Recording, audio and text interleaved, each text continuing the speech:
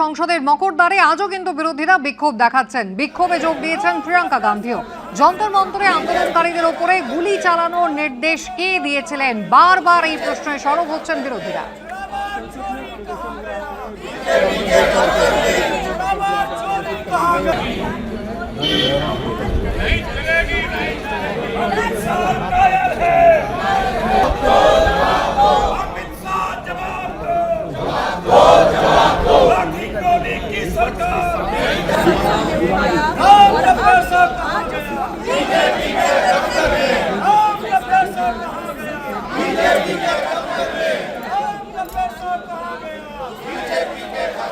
আজকে অমিত শাহ তো কায়ের, তার কারণ ওই অর্ডার দিয়েছিল ছাত্রদের উপর গুলি এবং লাঠি চার্জের।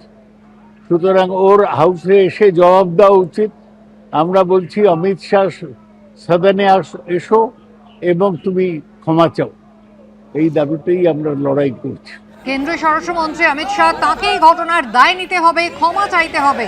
গতকালও আপনারা দেখেছেন বারবারই কিন্তু লোকসভা উত্তপ্ত হয়েছে এই ইস্যুতে। রাহুল গান্ধী তিনি সরাসরি কিন্তু বলছেন পদত্যাগ করতে হবে কেন্দ্রীয় স্বরাষ্ট্রমন্ত্রীকে। আজ সকালের ছবি দেখছেন যেখানে বিরোধীরা তারা একজোট হয়েছেন, কালীঘাট তৃণমূল তারাও কিন্তু বিরোধীদের সঙ্গে একযোগে সরব হয়েছেন। কেন্দ্রীয় স্বরাষ্ট্রমন্ত্রীকে সংসদে আসতে হবে, ক্ষমা চাইতে হবে তাকে।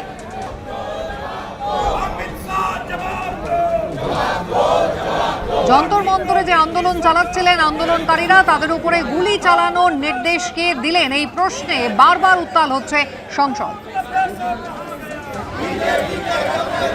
দেখতে পাচ্ছেন হু গেভ দ্য অর্ডার, এই লেখা ব্যানার নিয়ে কিন্তু আজকে সকালে বিরোধীরা তারা মকরদ্বারে জড়ো হয়েছেন এবং সরব হয়েছেন। তারা দাবি করছেন কেন্দ্রীয় স্বরাষ্ট্রমন্ত্রীকে আসতে হবে সংসদে, লোকসভায় দাঁড়িয়ে ক্ষমা চাইতে হবে তাকে।